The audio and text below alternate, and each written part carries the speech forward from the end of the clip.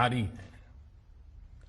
दुनिया के अनेक भारत भी इस लड़ाई के दौरान बहुत बड़ी पीड़ा से गुजरा है।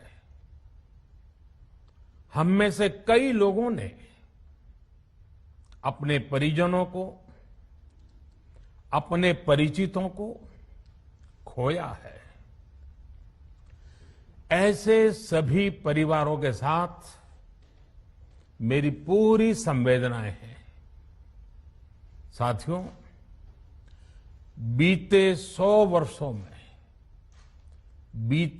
वर्षों में आई ये सबसे बड़ी महामारी है, त्रासदी है। इस तरह की महामारी आधुनिक विश्व ने न देखी थी, न अनुभव की थी। इतनी बड़ी वैश्विक महामारी से हमारा देश कई मोर्चों पर एक साथ लड़ा है। कोविड अस्पताल बनाने से लेकर आईसीयू बेड्स की संख्या बढ़ानी हो, भारत में वेंटिलेटर बनाने से लेकर टेस्टिंग लैब्स का एक बहुत बड़ा नेटवर्क तैयार करना हो, कोविड से लड़ने के लिए बीते 1.25 साल में ही देश में एक नया हेल्थ इंफ्रास्ट्रक्चर तैयार किया गया है। सेकंड वेव के दौरान अप्रैल और मई के महीने में भारत में मेडिकल ऑक्सीजन की डिमांड अकल्पनीय रूप से बढ़ गई थी। भारत के इतिहास में कभी भी इतनी मात्रा में मेडिकल ऑक्सीजन की जरूरत कभी भी महसूस नहीं की गई। इस जरूरत को पूरा करने के लिए युद्ध स्तर पर काम किया गया।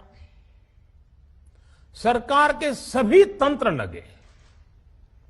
ऑक्सीजन रेल चलाई गई, एयरफोर्स के विमानों को लगाया गया, नौसेना को लगाया गया। बहुत ही कम समय में लिक्विड मेडिकल ऑक्सीजन के प्रोडक्शन में 10 गुना से ज्यादा बढ़ाया गया।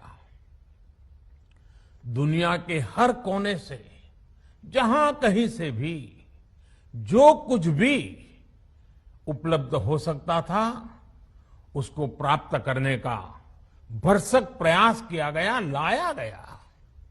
इसी तरह जरूरी दवाओं के प्रोडक्शन को कई गुना बढ़ाया गया। विदेशों में जहां भी दवाइयां उपलब्ध हो, वहां से उन्हें लाने में कोई कोर कसर बाकी नहीं छोड़ी गई। साथियों, कोरोना जैसे अदृश्य और रूप बदलने वाले दुश्मन के खिलाफ लड़ाई में सबसे प्रभावी हथियार कोविड प्रोटोकॉल है। मास्क, 2 गज की दूरी और बाकी सारी सावधानियां, उसका पालन ही है।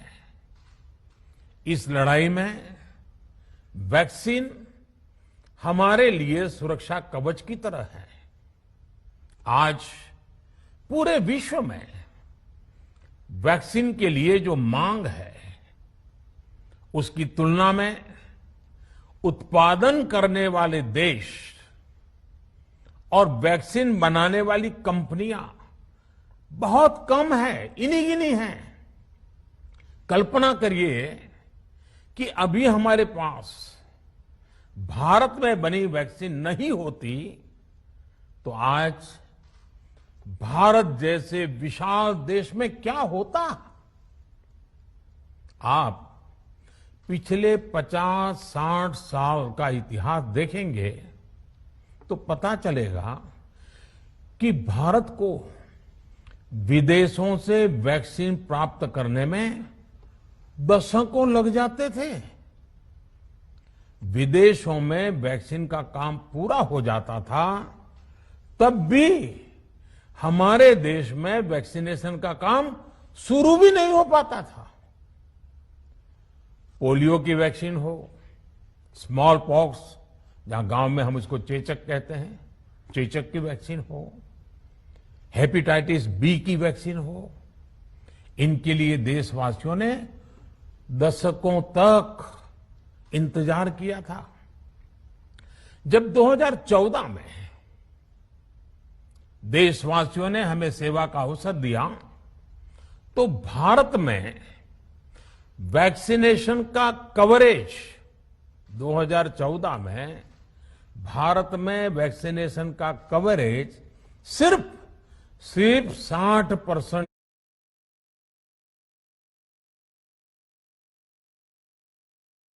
सिर्फ 5-6 साल में ही वैक्सीनेशन कवरेज 60% से बढ़कर 90% से भी ज्यादा हो गई।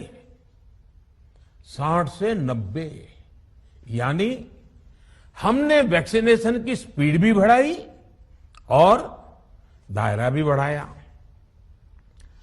हमने बच्चों को कई जानलेवा बीमारियों से बचाने के लिए कई नए टीकों का भी भारत के टीकाकरण अभियान का हिस्सा बना दिया।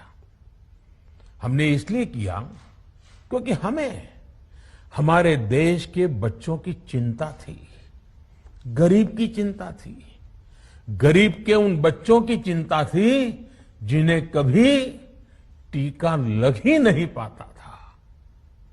हम 100% टीकाकरण कवरेज की तरफ बढ़ रहे थे कि कोरोना वायरस ने हमें घेर लिया। देश ही नहीं, दुनिया के सामने फिर पुरानी आशंकाएं घिरने लगी कि अब भारत कैसे इतनी बड़ी आबादी को बचा पाएगा। लेकिन साथियों, जब नीयत साफ होती है, नीति स्पष्ट होती है, निरंतर परिश्रम होता है, तो नतीजे भी मिलते हैं। हर आशंका को दरकिनार करके भारत ने 1 साल के भीतर ही एक नहीं बल्कि 2 made in India vaccine launch कर दी। हमारे देश ने, देश के वैज्ञानिकों ने ये दिखा दिया कि भारत बड़े बड़े देशों से पीछे नहीं है। आज जब मैं आपसे बात कर रहा हूं, तो देश में 23 करोड़ से ज्यादा वैक्सीन की डोज दी जा चुकी है। 23 करोड़। साथियों, हमारे यहां कहा जाता है, विश्वासेन सिद्धिः, विश्वासेन सिद्धिः, अर्थात हमारे प्रयासों में हमें सफलता तब मिलती है जब हमें स्वयं पर विश्वास होता है। हमें पूरा विश्वास था कि हमारे वैज्ञानिक बहुत ही कम समय में वैक्सीन बनाने में सफलता हासिल कर लेंगे। इसी विश्वास के चलते जब हमारे वैज्ञानिक अपना रिसर्च वर्क कर ही रहे थे, तभी हमने लॉजिस्टिक्स और दूसरी तैयारियां शुरू कर दी थी। आप सब भली भांति जानते हैं कि पिछले साल, यानी 1 साल पहले, पिछले साल अप्रैल में जब कोरोना के कुछ ही हजार केस थे, उसी समय वैक्सीन टास्क फोर्स का गठन कर दिया गया था। भारत में, भारत के लिए वैक्सीन बनाने वाली कंपनियों को सरकार ने हर तरह से सपोर्ट किया। वैक्सीन निर्माताओं को क्लिनिकल ट्रायल में मदद की गई, रिसर्च और डेवलपमेंट के लिए जरूरी फंड दिया गया। हर स्तर पर सरकार उनके साथ कंधे से कंधा मिलाकर चली। आत्मनिर्भर भारत पैकेज के तहत मिशन कोविड सुरक्षा के माध्यम से भी उन्हें हजारों करोड़ रुपए उपलब्ध कराए गए। पिछले काफी समय से देश लगातार जो प्रयास और परिश्रम कर रहा है, उससे आने वाले दिनों में वैक्सीन की सप्लाई और भी ज्यादा बढ़ने वाली है। आज देश में 7 कंपनियां विभिन्न प्रकार की वैक्सीन का प्रोडक्शन कर रही है। 3 और वैक्सीन का ट्रायल भी एडवांस स्टेज पे चल रहा है। वैक्सीन की उपलब्धता बढ़ाने के लिए दूसरे देशों की कंपनियों से भी वैक्सीन खरीदने की प्रक्रिया को तेज किया गया है। इधर हाल के दिनों में कुछ एक्सपर्ट्स द्वारा हमारे बच्चों को लेकर भी चिंता जताई गई है। इस दिशा में भी 2 वैक्सीन का ट्रायल तेजी से चल रहा है। इसके अलावा अभी देश में एक नेजल वैक्सीन पर भी रिसर्च जारी है। इसे सिरिंज से न देकर नाक में स्प्रे किया जाएगा। देश को अगर निकट भविष्य में इस वैक्सीन पर सफलता मिलती है तो इससे भारत के वैक्सीन अभियान में और ज्यादा तेजी आएगी। साथियों, इतने कम समय में वैक्सीन बनाना अपने आप में पूरी मानवता के लिए बहुत बड़ी उपलब्धि है, लेकिन इसकी अपनी सीमाएं भी हैं। वैक्सीन बनने के बाद भी दुनिया के बहुत कम देशों में वैक्सीनेशन प्रारंभ हुआ और ज्यादातर समृद्ध देशों में ही शुरू हुआ।